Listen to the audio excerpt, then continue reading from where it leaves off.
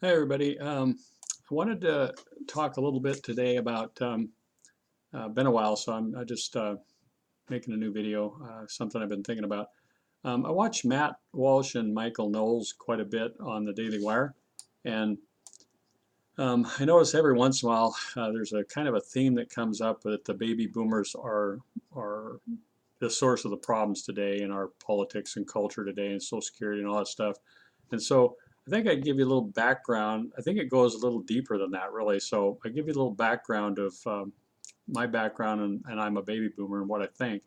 I'll tell you, when I was, to start with, when I was growing up, my parents were both from what is known as the greatest generation. My dad was in World War II. My mom was becoming training as a nurse right as the war ended. Never did serve in the war, but she would have if it would have continued as a nurse. Um, and uh, they both thought that FDR was kind of, they idolized FDR, thought that he was, um, thought he saved the country from the Great Depression, thought he helped end the war, and so on and so forth. So when I grew up, I was a Democrat because they were a Democrat. They were both lifelong Democrats, and they thought that because they thought FDR was great, and they voted Democrat, pretty much straight Democrat tickets all the time. They told me that the Republicans were kind of rich and evil and didn't care much for the poor. They didn't really badmouth Republicans a lot, but that was a general idea. They also both attended church regularly. I stopped attending church before I moved out on my own. Never thought it was that important until recently. I'm kind of, changed my opinion on that. Um, my father owned his own business, but he always kind of seemed to feel guilty about making a profit or taking too high of a salary for himself and his family. My mom worked as an RN when I was growing up, and so myself and my three brothers and sisters were left with sitters quite a bit when we were young. My dad fought in World War II. I think he probably had some PTSD from that the rest of his life because he had periodic bouts of depression. Took medication, he had electroshock therapy and things like that once in a while for that. Um, During his life, about every probably 10 years or less, he would go into deep depression and sometimes get suicidal, and have to go in for treatments and so on. Um, I didn't know that about that at first, became aware of that later on. I was kind of for the Vietnam War, but I didn't fight in it. I didn't really want to go get killed, but I liked the idea of stopping communism, so I guess that's kind of cynical. And joined the National Guard when I got out of college. Otherwise, I would have been drafted. Um, if I hadn't joined the Guard, I probably would have gone to Vietnam. I was kind of horrified with the videos of the bodies when videos of all the bodies coming back from Vietnam started showing up on TV. Um, Started wondering at that point if the Vietnam War was worth it, um, but I wasn't totally against it. Liked the idea of free sex when I was younger, of course. Um, Seems like a really bad idea now that I understand better the link between sex and male and female bonding and so on. Thought Social Security was a pretty good idea and was forced to pay into that, whether I wanted to or not, during my whole working career. But I've also thought for a long time, even before I stopped being a Democrat, that it needed to be reformed. I knew that it was, I've read over the years it's going to run out of money. I don't know, couldn't quite figure out why our representatives have never,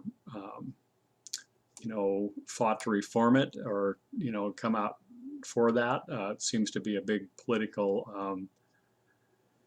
I don't know, a big political football or whatever you call it. I guess they call it the third rail, where people are going to get, not get reelected if they come out with trying to reform Social Security.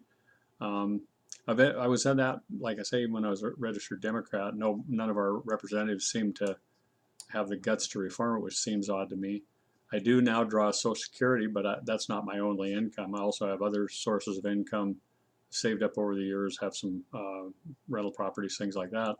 So I could live without the Social Security income, but the Social Security income, makes my life better, and I'm not going to turn it down.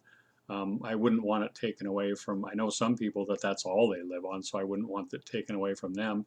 And I would be willing to take less if that was necessary to help reform the system and make it so that it would be available to some extent for our younger generation if they wanted it. Um, I do feel that the younger generation is kind of getting the short end of the stick. I'm not sure if that's my fault, my parents' fault, their fault, or whose fault it really is. I'm not sure if that's as relevant, the fault, where the fault lies. I don't know if that's as relevant as just trying to fix the problems. Um, I think that a lot of our social programs probably contribute to it. Maybe the fact that we're not taxed enough to pay for the social programs and our deficit and so on contributes to it. I'm not sure what the solution is there, but again, I'm not sure that that's my generation's problem altogether, although I think we're probably partly responsible for it. We also tended to spoil our children, when they were growing up, and that was, Dr. Spock books came out and so on, and we were told, everybody was indoctrinated, don't spank your kids, don't yell at them, blah blah blah, that was coming out about that time, and so we kind of bought into that to some extent.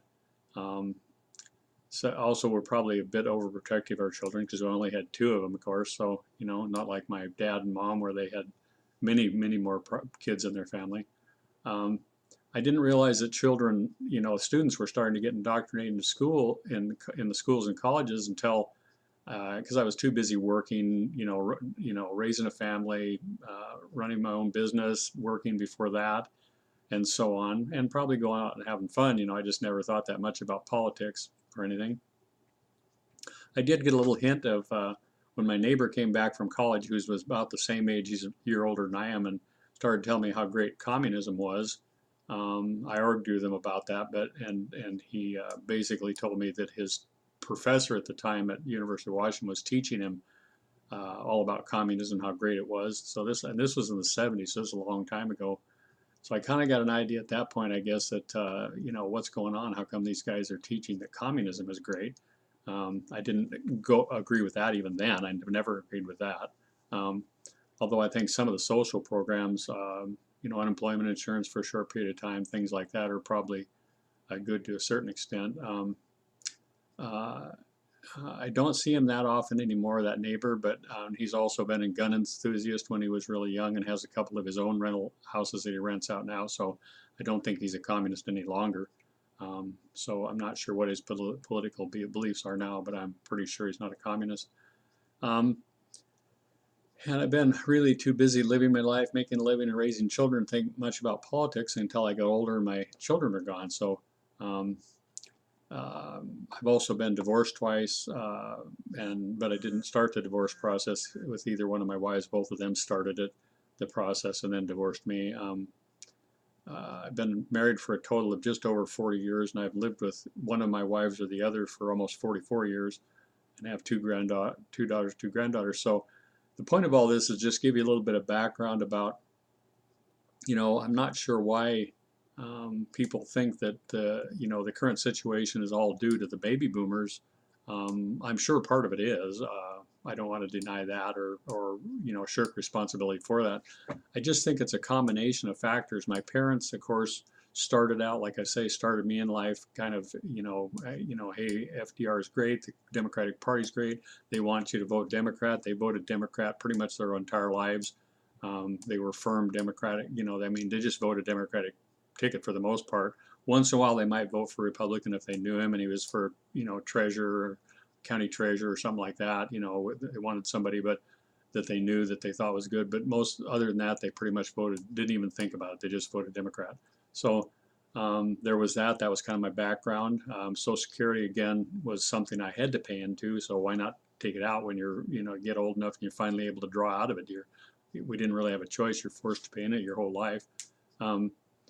And so on and so forth. So if you have some feedback, I'd be welcome to hear it, see how this is my fault. I suppose I should have got involved more when I was younger. I actually went to a few Democratic caucuses meetings when I was younger, and it just seemed kind of weird. It's like people were sleeping around with each other, and the whole thing just seemed kind of weird to me. But So I never really did go back or get very interested in that when I was younger, and probably a good thing because it seems like a lot of those people, it turns out, are kind of wacko. So, but anyway, so I'm not really a conservative now. I guess I'm kind of a libertarian, but I'm registered independent.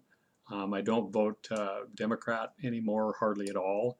I don't think I might vote for a Democrat if I know them real good and I know that they're middle of the road and they mean well, but for the most part, I don't.